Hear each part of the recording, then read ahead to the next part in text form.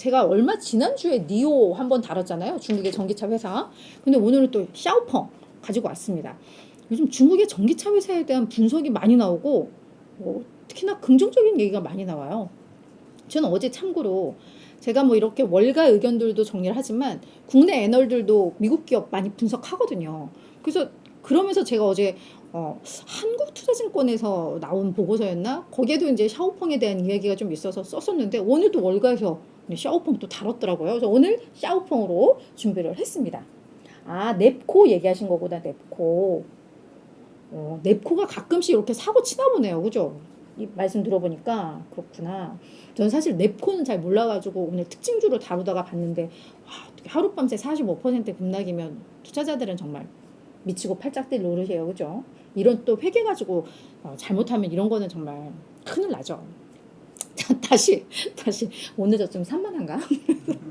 자, 이제 다시 샤오펑으로 넘어왔습니다. 다시 넘어왔는데 샤오펑은 간밤에 10% 급등했습니다.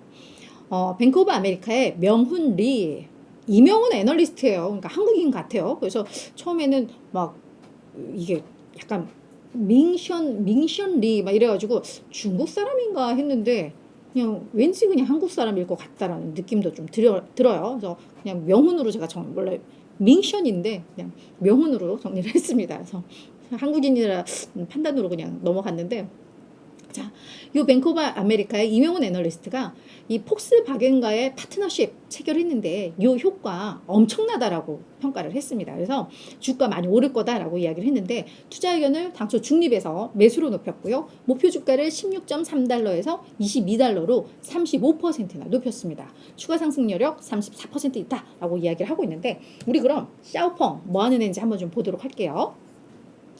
2014년에 설립된 중국의 전기차 제조업체입니다. 근데 이 샤오펑은 알리바바가 얘들 처음 출발할 때부터 투자를 어마하게 했었죠. 그러면서 뭐 알리바바 차다 라는 평가도 받았었는데 현재 샤오펑의 CEO가 알리바바 출신으로도 알려져 있어요. 그래서 알리바바가 상당히 투자를 많이 하고 있는 회사이고, 뿐만 아니라 폭스콘, 샤오미 이런 기업들도 샤오펑에 상당 부분 투자를 한 것으로 알려져 있습니다. 그리고 지금 샤오펑은 이 차 모델을 보면은 세단, 뭐 P7, P5 요게 세단인데 요 P7이 요게 이제 중대형 요 모델인데 요게 이제 지금 P7을 약간 주력 모델로 해서 유럽 시장 많이 진출을 하려고 하고 있다고 하고요. SUV 모델이 G9, G3. 요 G3가 소형 SUV, 요게 이제 초기 모델이고, 이제 G9이 요게 또 시장에서 많이 기대감을 갖고 있는 그 모델이고, 지금 G6 요게 이제 신차거든요. 요거를 아마 6월부터인가 사전 예약을 받았는데 사전 예약 결과가 폭발적이라고 합니다. 그러면서 이제 또 기대감을 갖고 있는 하반기에는 그래서 요 신차 효과가 나올 거다라는 얘기가 있는데, 이렇게 세단과 SUV 모델 이렇게 좀 가지고 있는 상황이고요. 샤오펑은 이 자율주행 기술에 있어서 매우 뛰어나다는 평가를 받고 있습니다. 얘들이 그래서 그 주행 보조 시스템을 엑스파일럿이란 이름으로 요걸 시스템을 사용하고 있는데 현재까지 공개된 게 3.5단계까지 공개가 되고 있습니다. 그래서 2단계는 뭐 우리 지금 흔히 쓰고 있는 차선 유지와 크루즈 기능, 요게 얘들 엑스파일럿의 2단계고, 2.5단계는 요 2단계 플러스 주차할 때 이제 주변 인식 해가지고 뭐 저희 주차하면 뭐 삐삐거리고 뭐 이런 거 그거 같아요. 제가 봤을 땐 2.5단계 주차하면서 이제 그런 보조 기능들을 주는 거. 그리고 이제 3단계가 추월 기능, 그리고 목적지까지 자율주행 기능, 요게 이제 3단계. 그리고 3.5단계가 목적지까지 자율주행을 하고 와서 주차까지 해주는 완전한 정말 거의 무인주행. 요게 이제 3.5단계인데 얘들이 여기까지 지금 공개가 되어 있는 상황입니다. 그래서 스타트업 치고는 얘들이 정말 이 자율주행이나 이런 기술력이 되게 뛰어나다라는 평가를 받고 있는데, 앞서 이야기했지만 이런 투자 유치를 많이 받고 이들 기업과 협력을 통해서 다양한 기술이 유입이 되고 있는 것도 있고요.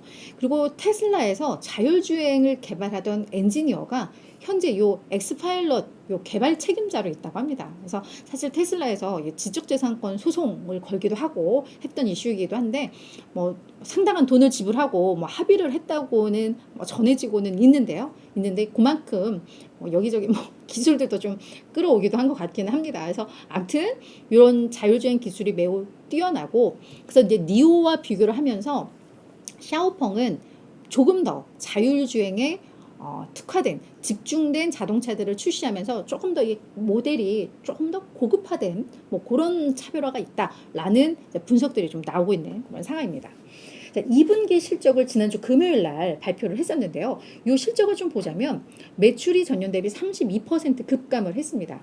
그만큼 중국 시장에서도 확실히 좀 소비가 죽었다라는 게 좀 확인이 돼요. 그죠? 그리고 EPS가 얘들이 적자를 기록을 했는데 43% 적자 기록했는데 월가에서는 29센트 적자를 예상을 했거든요. 실적이 그러니까 쇼크였습니다. 그러면서 총 자동차 부문의 총 마진도 마이너스 8.6을 기록하면서 역대 최소를 기록을 했습니다. 회사에서는 재고 상각하고 우리 뭐 신차 출시하고 이러면서 마케팅 비용 늘어나고 그리고 정부의 어떤 보조금 중단 이런 여파로 인해서 실적이 전반적으로 안 좋았다라고 이야기는 하고 있는데 어제 이제 국내 증권사 애널이 이야기했던 게 2분기 실적은 별론데 이제 이 G6 요 신차 출시나 이런 기대감들 반영을 했을 때 아마 하반기에는 판매량도 훨씬 더 많이 늘고 마진도 좀 개선될 거야. 뭐 이런 분석들은 좀 나오고 있는데 일단 요 2분기 실적 나오면서 금요일날 주가 많이 폭락을 했었고 근데 오늘 월요일장에서는 주가가 많이 올랐습니다. 그게 요 보고서 내용인데요. 보고서 내용을 좀 보도록 하겠습니다. 자, 뱅크 오브 아메리카 이명훈 애널리스트 요 폭스바겐과의 파트너십에 어떤 의미가 있는지를 조목조목 좀 정리를 해줬는데 그 내용을 보면 일단 요 파트너십 이야기 뭐 다들 아시겠지만 또 모르시는 분들을 위해서 간단하게 정리를 하자면 지난달 26일 날 관련 뉴스가 떴었죠. 폭스바겐이 샤오펑에 7억 달러를 투자를 하면서 샤오펑 지분 5%를 인수를 하게 됐습니다. 그러면서 2026년 출시를 목표로 해서 특히 중국 시장을 대상으로 하는 겁니다. 그래서 두 가지의 전기차 모델을 같이 개발을 하겠다. 샤오펑과 요 내용이 하나가 있었고 그러면서 요 부분에 대해서 이명훈 애널리스트는 요 파트너십이 주는 의미는 뭐냐면 샤오펑의 재무 상황이 개선이 될 수 있다는 것. 투자를 받았으니까요. 여기에 자율주행 기술을 이런 유럽 회사들도 샤오펑의 자율주행 기술을 지지한다, 인정한다라는 점에 있어서 이건 매우 의미가 있다라고 평가를 하고 있습니다. 그러면서 이 파트너십의 세 가지 효과를 구체적으로 조목조목 언급을 하고 있는데요. 뭐냐? 이런 전기차 스타트업들의 요즘 가장 중요한 이슈? 현금 소진, 자금 조달 이건데 이번에 폭스바겐과의 파트너십을 통해서 빠른 현금 소진에 대한 우려가 현저하게 낮아진다. 이미 7억 달러 투자를 받았고 추가적으로도 투자를 받을 수 있는 그런 상황이다라고 분석을 하고 있습니다. 그래서 이 현금 소진에 대한 우려가 완화되면 이 기업에 대한 가치 평가는 더 높게 받을 수 있다. 라고 언급을 하고 있습니다. 그래서 2분기 말 기준으로 지금 샤오펑이 50억 달러의 현금을 보유하고 있다라고 이야기를 하고 있는데요. 이제는 뭐 편안해졌다. 이 현금 소진 이게 가장 중요한 이슈인데 이게 편안해졌다라고 이야기를 하고 있습니다. 그리고 이 자율주행 관련해서 요 기술 서비스 매출이 발생할 수 있다. 라고 언급을 하고 있습니다. 왜냐하면 폭스바겐이 얘들과 파트너십을 체결하고 전기차 모델 하는 게 결국은 자율주행 모델에 대한 높은 평가다라는 거거든요. 그래서 2024년과 2025년 연간 200만에서 약간 300만 위안 정도의 요 기술 서비스 매출이 발생을 할 것이다 라고 추정을 하고 있습니다.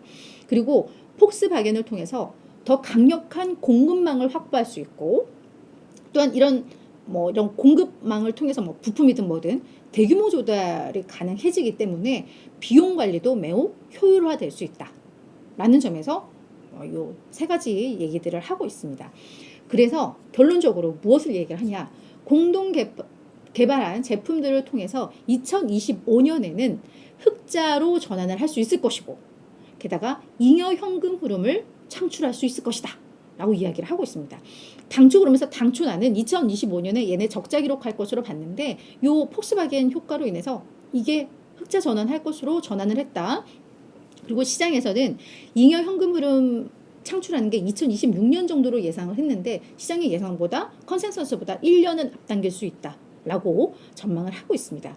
이것뿐만 아니라 샤오펑이 계속해서 이제 신차 출시 계속 이야기 나오고 있거든요. 그래서 이 개선된 제품 라인업을 통해서 판매량도 더 증가할 수 있다라고 언급을 하고 있습니다. 그런 점에 있어서 너무 좋아라고 평가를 하고 있는 거죠. 자, 그럼 월가의 전반적인 의견은 어떤가 마지막으로 좀 보도록 할 텐데, 일단 샤오펑 작년에 주가가 이제 80%를 급락을 했습니다. 그래서 올 들어서는 이제 한 60% 넘게 좀 상승은 하고 있습니다. 상승하고 있는데 아직 좀 조금 갈 길은 좀 멀어 보이긴 해요. 그리고 41명의 애널 중에 24명이 매수 의견입니다. 약 59%가 매수 의견이고요. 그리고 이 평균 목표 주가는 요게 조금 이제 마음에 걸리기는 합니다. 지금 14.83달러의 평균 목표 주가가 형성되어 있으니까 현재 주가보다 한 9.7% 떨어져야 된다라는 게 전반적인 평가예요. 근데 그 이유를 보시면 아시겠지만 이런 스타트업들 그리고 어떤 미래의 꿈을 먹고 사는 기업들은 이게 변동이 좀 커요. 그래서 테슬라도 왜 목표 주가 갭이 엄청난 것처럼 샤오펑도 마찬가지입니다. 가장 높게 보는 애널은 28달러까지 간다라고 보고 있거든요. 근데 지금 16달러니까 28달러면 뭐 훨씬 더 많이 오른다라고 보는 건데 전망치 목표가 전망치 하단은 2달러입니다. 2달러. 그렇죠? 너무 심하죠. 지금 16달러인데 2달러가 적정 주가야라고 이야기하는 애널이 있대요. 그렇죠. 그러니까 이 편차가 좀 커요. 그래서 사실은 이 평균 목표 주가는 그런 면에 있어서는 큰 의미는 없어요. 편차가 크기 때문에. 그래서 그냥 샤오펑의 실제로 매출이 어느 정도로 이루어지느냐, 얘들의 기술력이 어느 정도일까, 이런 거를 가지고 앞으로 얘들이 얼만큼 성장할 수 있을까, 이걸 이렇게 투자 판단을 둬야지 이 목표 주가만 보면 심란합니다. 그래서 이런 기업들은 그런 거 좀 참고하시라고 말씀을 드리면서 마무리를 짓도록 하겠습니다.